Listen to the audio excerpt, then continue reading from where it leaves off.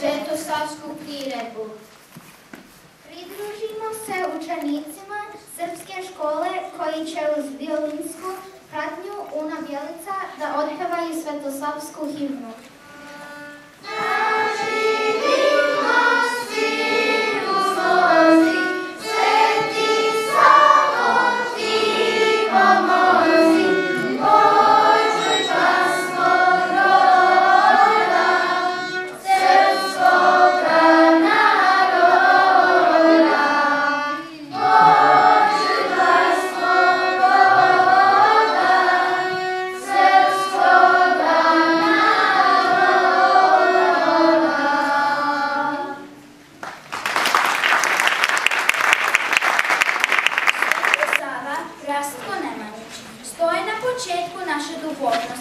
Srednjovjekovne književnosti i kulture. Rođen je oko 1175. godine kao najmlađi sin velikog župana Stefana Nemanje. Pošto je na dvoru svog oca stekao zavidno obrazovanje, sa 17 godina Rastko odlazi na Svetu Goru, gde se zamonašio i dobio ime Sava. Radio je na podizanju crkava i manastira, na organizovanju monaških bratstava, pisanju crkvenih uredbi i zakona, na obavljanju državničkih poslova, podizanju kulture i prosvete. Izborio je samostalnost Srpskoj pravoslavnoj crkvi, čime je postavljen prvi poglavar, duhovni otac i prosvetitelj svih Srba. Da je dobro i što važi, za nas svecu ti nam kaži, Sveti Savo. Sveti Savo. Sveti Sava je učio kako je važno pomagati svojim braću. Da oni koji imaju treba da daju onima koji nemaju. Dok danas slavimo našeg svetitelja, treba da se setimo da mnoga deca u Srbiji i širom svetu nemaju srećno detinjstvo kao mi. Svaka pomoć pokazat će našim vršnjacima da postoji neko ko želi sa njima da podeli ljubav i deo svog toplog sna. Pesmu za 1.000.000 godina koja govori o pomoći deci sveta izvešće Srpski dečiji hor uz pratnju učenika Srpske škole, a zatim i pesmu Lako i teško. Kada riječi šture pokušaju da nađu izgovor, jedna ruka traži te i želi da ti dam. Godine si za 2.000.000 godina.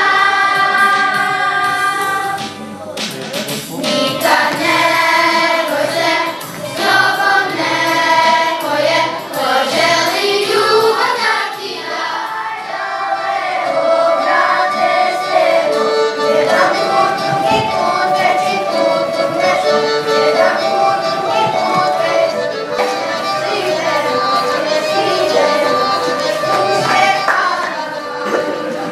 tata zbori opet, dosta je bilo vajke, decu ne donose rode, već i rađaju majke.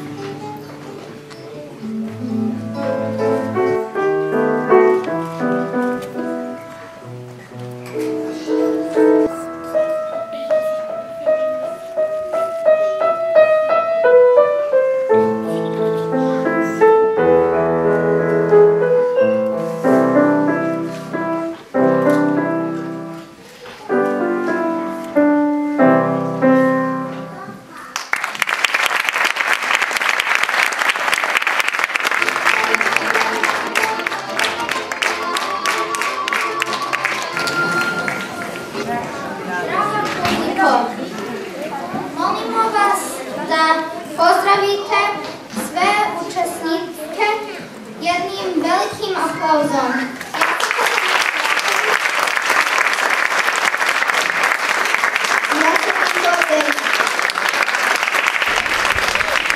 Što se tiče održavanja srpskog jezika u našoj porodici, trudimo se da kod kuće zaista dosta govorimo na srpskom koliko god možemo. Moj suprug često podstiče decu tako što im neke papiriće deli, kad god ih čuje na engleskom da govore, kaže ubacite papirić i svaki papirić vredi $1 i na kraju nedelje oduzima im od dogovorenih $10 toliko papirića, odnosno dolara koliko su izgubili. To im je ostatak, im je džeparac. To je šala na stranu. Također trudimo se da dovodimo bake i deke, isto tako da kad god možemo da putujemo i da idemo za Srbiju.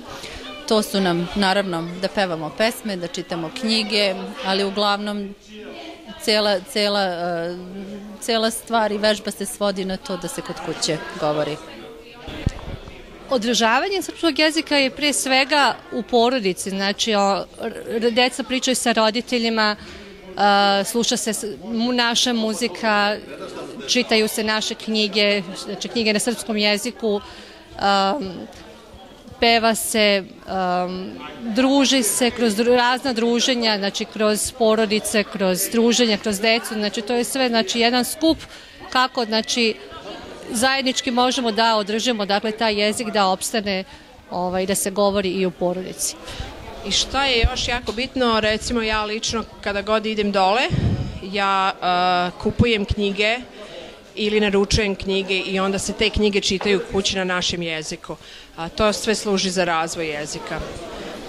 Bitno je i objasniti deci koja je važnost toga, tako da deca shvate zašto roditelji možda neki ne žele pričati u kući druge. Isto tako kao i svaki jezik treba da se uče pesmice, treba da se čitaju priče, bajke za decu. Dobro je da se deca druže sa našom decom, da se tako isto razvija jezik. Znači na mnoge načine,